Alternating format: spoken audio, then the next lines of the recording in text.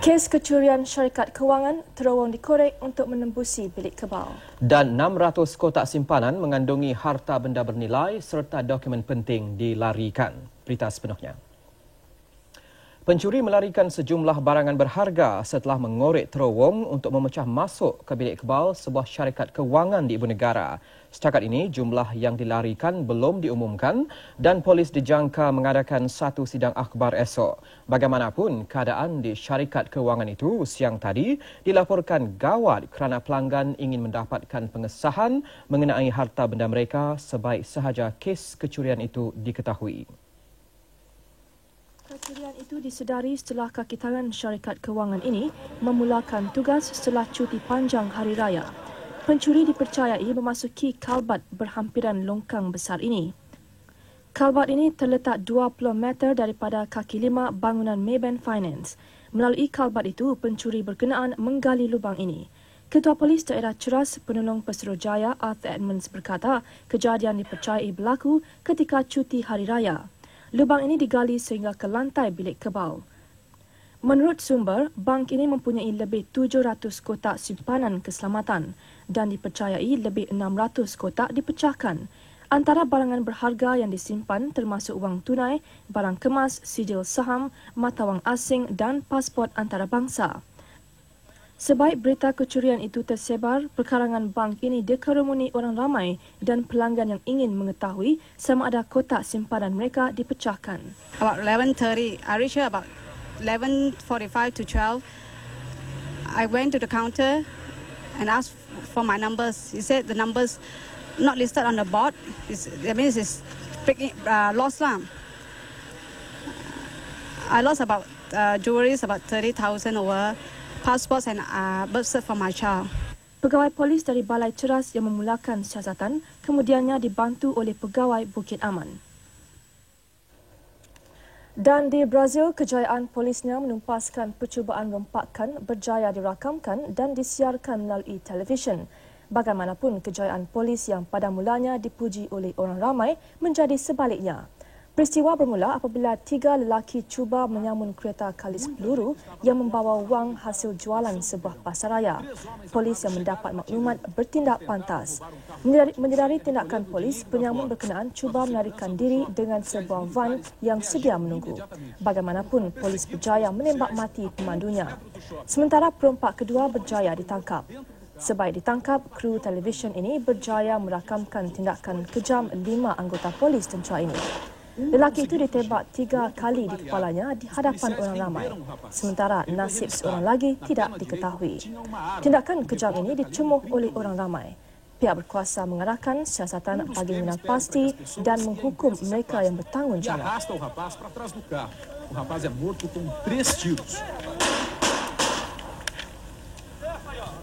Dan ini pula mengenai kejayaan polis Pulau Pinang melumpuhkan rangkaian sindiket perjudian di Semenanjung. 2 sindiket yang ditumpaskan itu menerima pertaruhan berjumlah RM3 juta setiap bulan.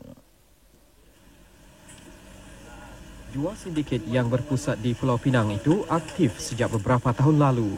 Sindiket itu juga beroperasi di Perak, Perlis, Kedah, Kelantan dan Selangor. Dalam serbuan pertama, polis menangkap 4 lelaki di sebuah pangsapuri di Bukit Jambul. 4 mesin faks, 2 telefon bimbit, 2 kelui dan beberapa dokumen sulit dirampas. Serbuan kedua dilakukan Sabtu lalu. Satu pasukan polis diketuai oleh DSP Philip juga buat satu serbuan di sebuah kedai di Jalan Kulim, Bukit Bertajam dan menangkap 4 orang, seorang lelaki Cina dan 3 perempuan, dan merampas 3 buah fax machine dan berbagai perkakas terlibat dengan 4 ekor. Beliau berkata, siasatan awal mendapati kedua-dua sindiket itu tidak ada hubungan dengan sindiket di Singapura sebagaimana yang disyaki. Ajaran Naqsyabandiyah Qadirul Yahya didapati menyeleweng daripada Islam. Sehubungan dengan itu, pihak berkuasa agama mengumumkan pengamalan, pengajaran dan penyebaran ajaran itu dilarang. Timbalan Menteri di Jabatan Perdana Menteri Datuk Dr. Hamid Uthman berkata, Jabatan Agama semua negeri diminta bertindak membendung aktiviti sesat itu. Tarikat Naqsyabandiyah Qadirul Yahya dikatakan berasal dari Sumatera. Pada tahun 1979, pengikutnya mendirikan sebuah perkampungan di Kajang. Mereka dikenali sebagai Yayasan Saidul Mursidin atau YSM dan menjadikan kampung ini sebagai markas. Kumpulan ini dipercayai dianggotai 200 ahli yang aktif. Kontroversi tercetus apabila penduduk yang tidak menjadi pengikut kumpulan ini dikatakan diancam keselamatan mereka. Kumpulan ini nampaknya dia akan membuat apa saja jika sekiranya kita di sini tidak mahu tunduk pada dia. Sepertinya dia bakar rumah, ancaman di jalan, ancaman malam-malam, baling rumah. Ketika ditemui petang tadi, Datuk Dr. Hamid berkata kumpulan Naqsyabandiyah melanggar akidah Islam. Jabatan Kuasa Patua Kebangsaan telah mengambil keputusan bahawa amalan yang dijalankan oleh tarekat ini adalah salah di segi akidah Islam dan jabatan-jabatan agama menjalankan kuat kuasa setelah digezetkan. Datuk Hamid berkata Jabatan Agama Islam Selangor diminta menyiasat dakwaan penduduk berkenaan. Susulan 3 beradik yang ditinggalkan di Peyakin, Kelang malam Sabtu lalu. Mereka kini dalam jagaan Jabatan Kebajikan Masyarakat dan ditempatkan buat sementara di Rumah Kebajikan Kanak-Kanak Tengku Budriah Ceras. Kisah 3 beradik malang ini mula disiarkan menerusi buletin utama semalam. Mereka dijumpai oleh penghuni Asrama Pertubuhan Kebajikan Anak-Anak Yatim dan Miskin Peyakin, Kelang, Muhammad Azri Othman malam Sabtu lalu. Ana 3 tahun, Faizah 2 tahun dan Azwan 8 bulan hanya dibekalkan dengan 1 beg pakaian dan susu. Selepas 2 hari di Peyakin, tengah hari tadi, penolong pengarah Jabatan Kebajikan Masyarakat Selangor, KH Wong, membawa mereka ke Mahkamah Session Kelang untuk mendapatkan perintah jagaan sementara. Hakim B. Sarala Pillai memberi perintah jagaan mengikut Seksyen 2/1/E Akta Pelindungan Kanak-Kanak 1991. Adik-beradik ini akan berada di Rumah Kanak-Kanak Tengku Budriah selama sebulan sementara menunggu siasatan. KH Wong meminta ibu bapa, keluarga dan mereka yang mengenali kanak-kanak ini menghubungi Pegawai Kebajikan Kelang di talian 03 331 0885 atau Ibu Pejabat Polis Daerah Kelang 03 331 2222 sambungan 250 atau 223 untuk membantu siasatan. Lagi berita dalam negara selepas ini. Antaranya, ketahui tarikh pengumuman keputusan SPM dan SPVM. Dan gerakan mencari buaya yang membunuh seorang petani di Sarawak diteruskan. Keputusan peperiksaan Sijil Pelajaran Malaysia SPM dan Sijil Pelajaran Malaysia Vokasional SPMV 1994 akan diumumkan serentak di seluruh negara esok. Pelajar boleh mendapatkan keputusan selepas pukul 10 pagi di sekolah masing-masing. Manakala keputusan bagi calon persendirian akan dikirim melalui pos oleh Jabatan Pendidikan Negeri pada hari yang sama. Pengarah Lembaga Peperiksaan Abdul Rahman Muhammad Ali yang mengumumkan perkara itu berkata 252,823 orang pelajar mengambil peperiksaan SPM tahun lalu. 21.9% daripada mereka pelajar sekolah swasta dan calon persendirian. Polis sedang berusaha mengesan seekor buaya yang dipercayai masih bersembunyi di Sungai Strap, Kuching, Sarawak setelah menyerang dan membunuh seorang petani Khamis lalu. Mayat Manggung anak Mandun 49 tahun yang sudah reput dijumpai oleh penduduk di rumah Panjang Semulung Ulu semalam. Manggung diserang ketika mandi di sungai itu bersama isteri dan anak lelakinya. Serangan itu kejadian pertama seumpamanya di kampung yang terpencil ini. Sementara itu, gerakan mencari buaya terus diperhebatkan. Polis percaya buaya itu masih di Sungai Strap ini yang menjadi laluan utama dan tempat tumpuan kegiatan harian penduduk di sini. Ketua Polis Bahagian Seri Aman Penguasa Yi Fa Chong menggesa penduduk supaya melaporkan kepada polis jika mereka terserempak dengan buaya itu. Dan jika penduduk di sepanjang Sungai Strap Sarawak diancam oleh buaya, penduduk Kampung Panji di Lahad Datu Sabah pula lain masalah mereka. Mereka diancam bahaya akibat perbuatan sebilangan penduduk yang mencuri bekalan elektrik. Setakat ini 4 orang terbunuh. Kira-kira 500 rumah di kampung ini membuat sambungan kabel secara haram. Pendawaian elektrik yang disambung ini merentangi sebuah jambatan. Setakat ini 4 orang mati terkena kejutan elektrik. Ahli Dewan Undangan Negeri Kawasan Lahad Datu Yusof Mat Jamli berkata, perkara itu sudah dimaklumkan kepada Ketua Menteri Datuk Saleh Tun Said. Berikutan itu, keputusan dicapai bagi membina sebuah kawasan perumahan kos rendah di kampung ini. Ia akan dilengkapi kemudahan asas seperti air, elektrik dan jalan raya. Apabila siap, unit berkenaan akan ditawarkan kepada penduduk melalui skim pembelian khas. Susulan ribut di Ibu Negara 3 hari lalu, 4 lagi rumah di tebing Sungai Kerayong di Jalan Klang Lama hanyut. Kejadian berlaku tengah malam tadi. Bagaimanapun semua penghuninya selamat kerana menumpang di rumah lain.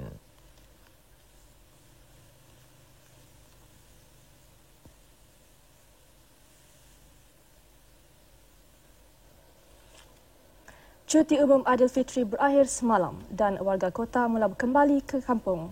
Tinjauan kami dari udara petang tadi mendapati jalan masuk ke Kuala Lumpur sibuk dengan kenderaan.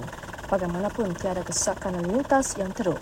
Plaza Tol di Sungai Besi dan Jalan Kuching dipenuhi dengan kenderaan yang kembali ke Kuala Lumpur. Keadaan jalan di pusat padanraya umumnya tidak sesak kerana masih ramai warga kota bercuti.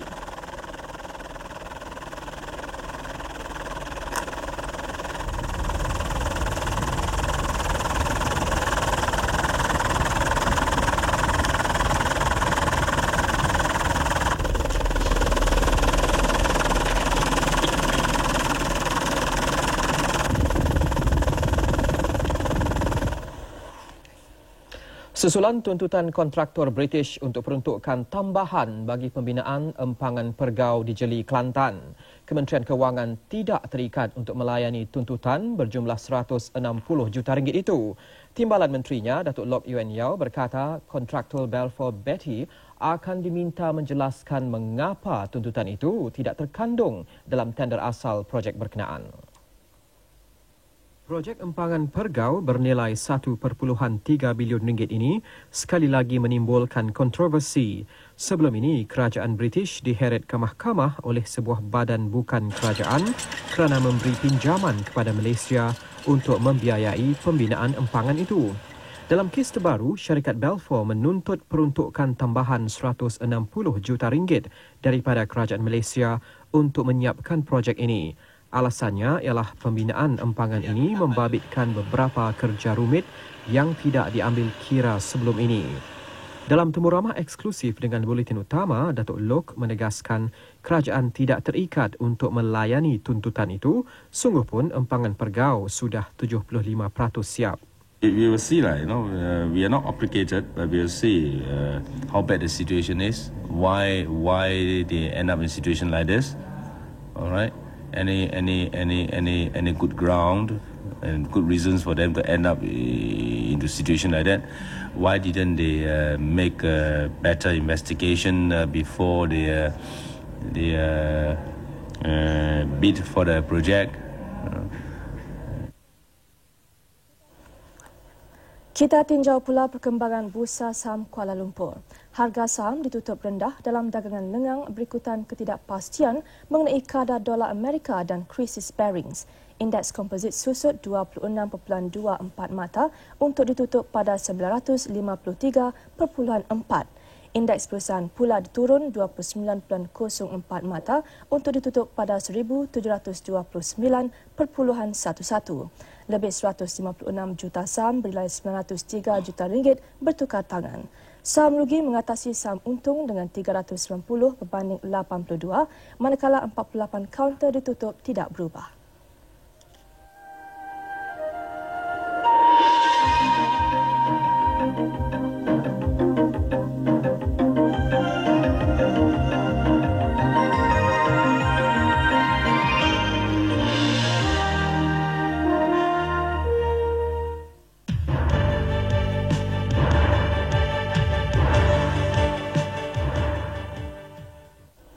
Dan di pasaran tukaran asing, kejatuhan dolar Amerika di luar negara menyebabkan ringgit ditutup kukuh berbanding mata wang itu. Berikut kadar ringgit berbanding beberapa mata wang asing.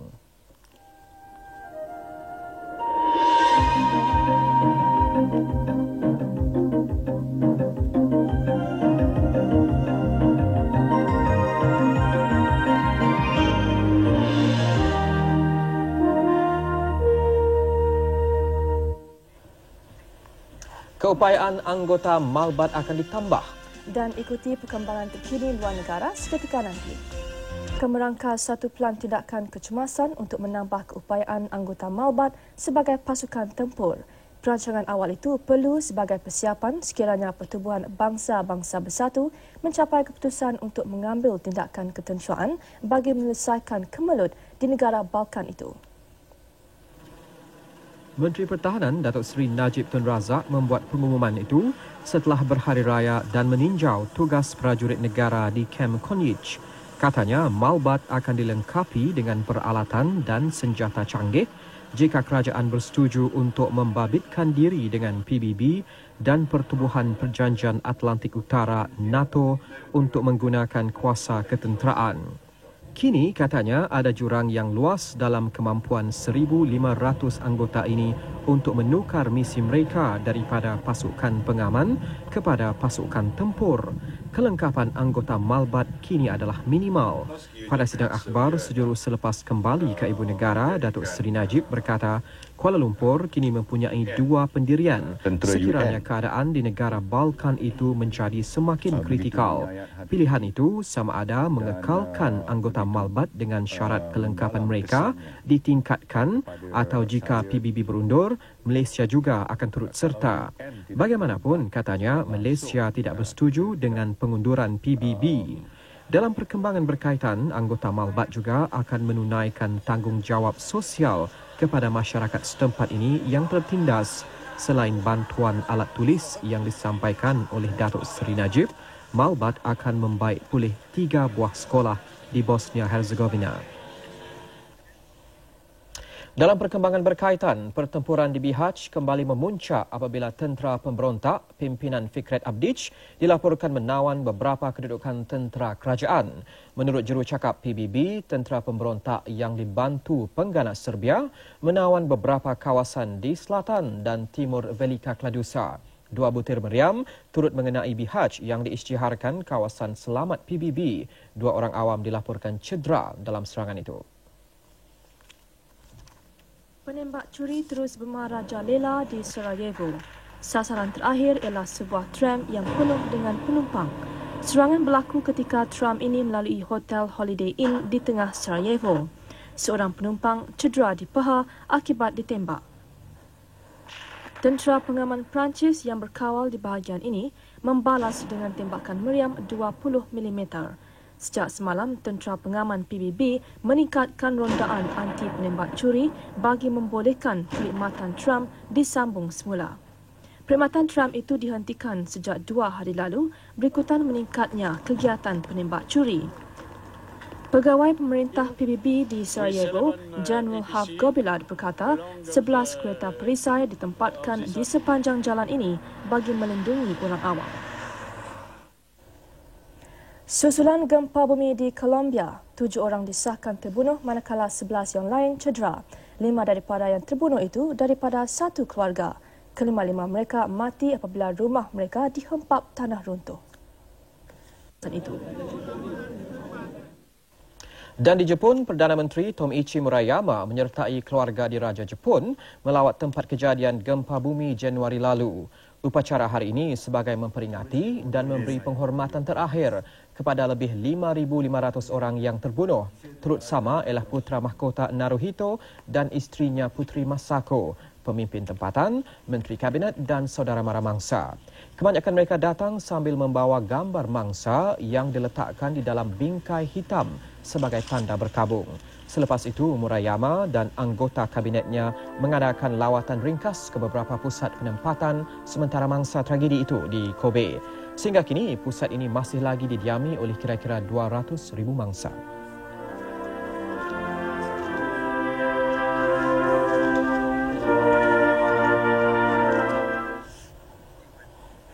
Kita tinjau pula perang saudara di Afghanistan. Tentera kerajaan melancarkan serangan besar-besaran ke atas kedudukan penentang kerajaan di Kabul. Serangan itu dilancarkan ke atas kedudukan kumpulan Wahdat yang semakin lemah berikutan tewasnya sekutu mereka kumpulan Hezbi Islami di tangan kumpulan Taliban. Sementara itu, pasukan Taliban terus mengukuhkan kedudukan mereka di selatan Kabul. Kandahar dan Mukur kini dikuasai sepenuhnya kumpulan ini. Jurucakap kumpulan itu, Syed Muhammad Lal, menolak dakwaan negara asing membantu perjuangan kumpulan mereka. Katanya matlamat Taliban membebaskan semua kawasan daripada cengkaman kumpulan yang bersengketa. Taliban juga mahu Presiden meletakkan jawatan dan menyerahkan kuasa kepada sebuah majlis sementara. Sejak beberapa bulan lalu, kumpulan Taliban berjaya menguasai 1/3 daripada wilayah di negara Asia Tengah ini.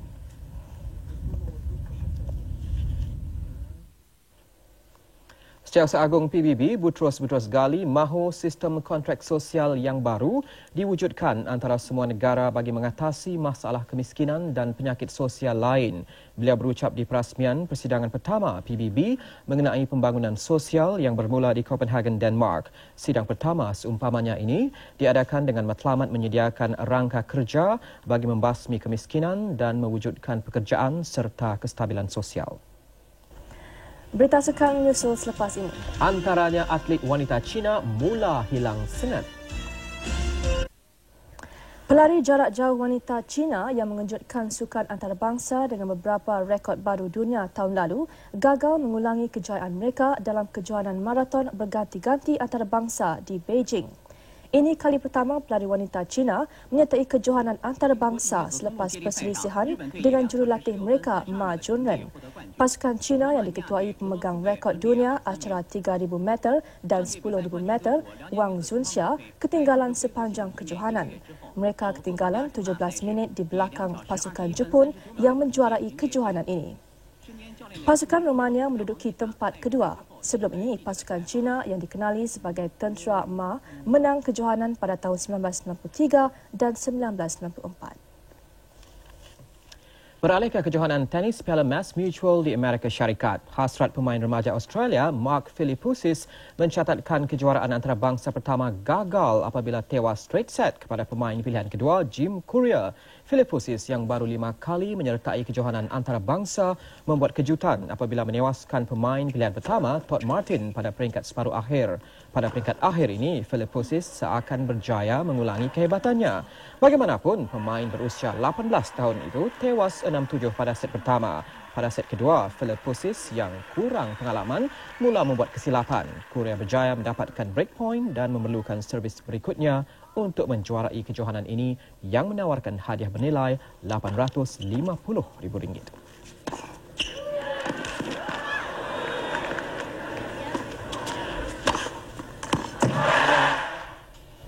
Dan dengan itu, sekian berita. Salam hormat dan selamat menonton. Selamat malam.